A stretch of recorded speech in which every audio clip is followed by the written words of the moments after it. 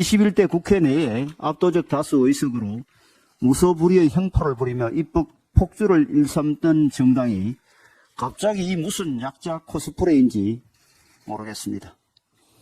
위성정당 방지법도 마음만 먹으면 충분히 통과시킬 수 있었는데 그 책임을 소수 여당에게 뒤집어 씌우는 언변이 참으로 졸렬합니다.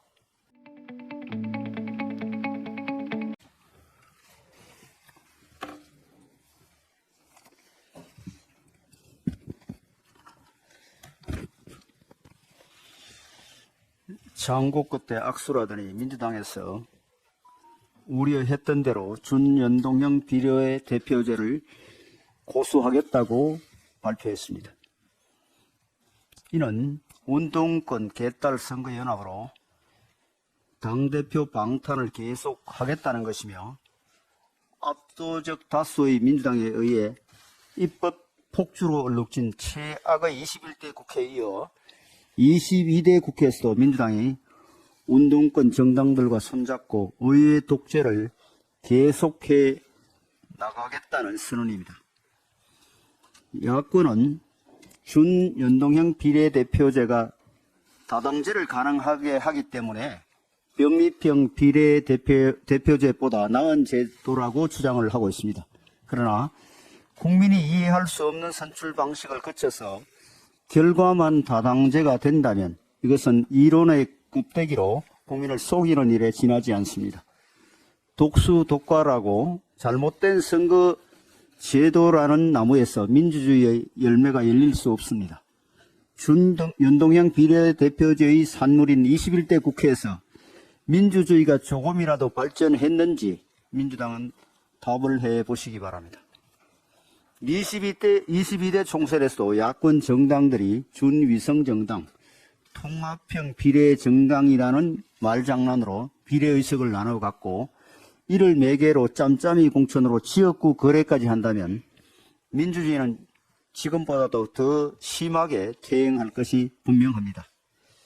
민주당의 변명 중에서 가장 기가 막힌 내용은 위성정당 금지 입법 노력이 여당의 반대로 실패했다는 것입니다.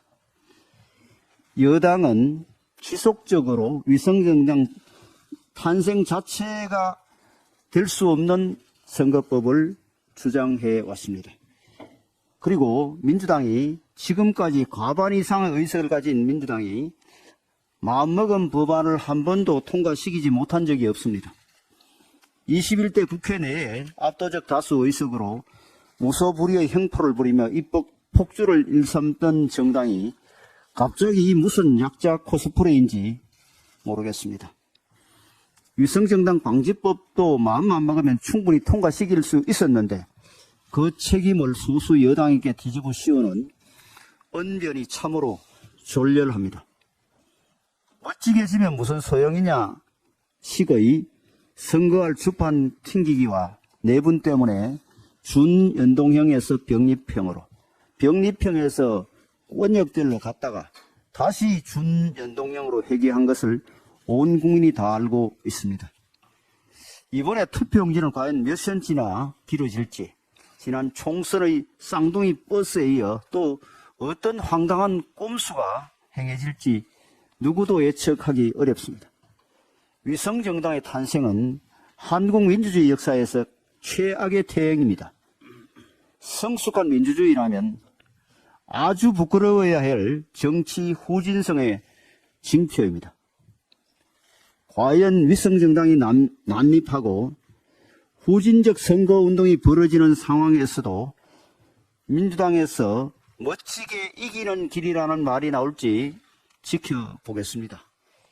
우리 당은 국민이 알기 쉽고, 다시 하겠습니다. 우리 당은 국민이 알기 쉽고 민심이 그대로 선거 결과에 반영되는 선거법을 위해 국민과 함께 싸우겠습니다.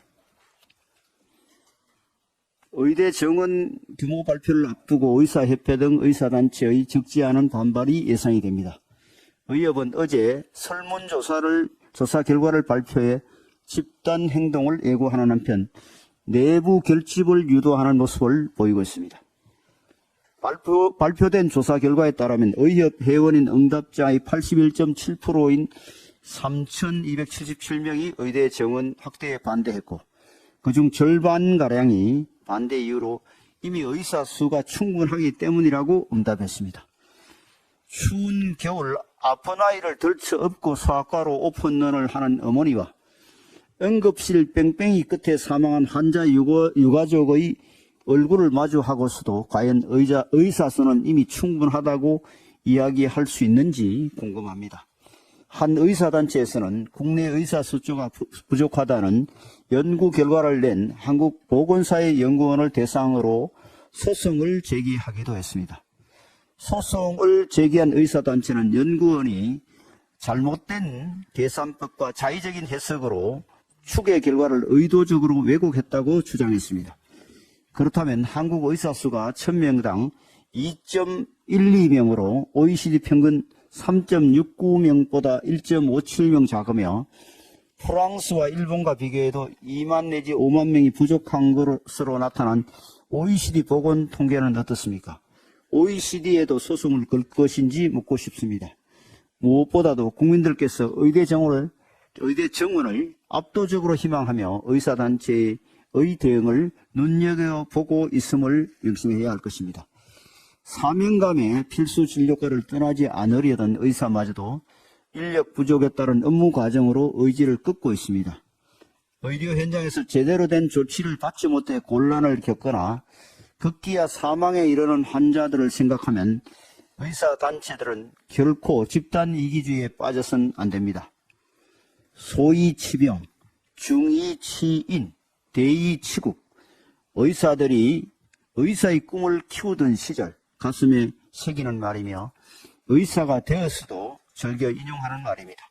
많은 의사들이 소위가 될지 대의가 될지 기로에 선 지금 의사가 우리 사회에 존경받는 직업으로 남을 수 있도록 각 의사단체는 책임 있는 모습을 보여주시길 부탁드립니다.